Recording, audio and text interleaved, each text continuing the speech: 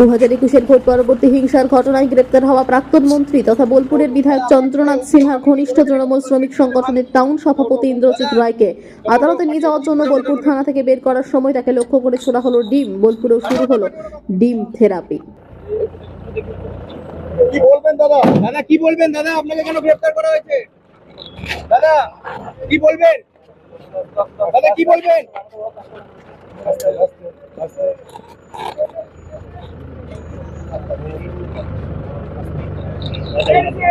কি বলবেন আরদা? কি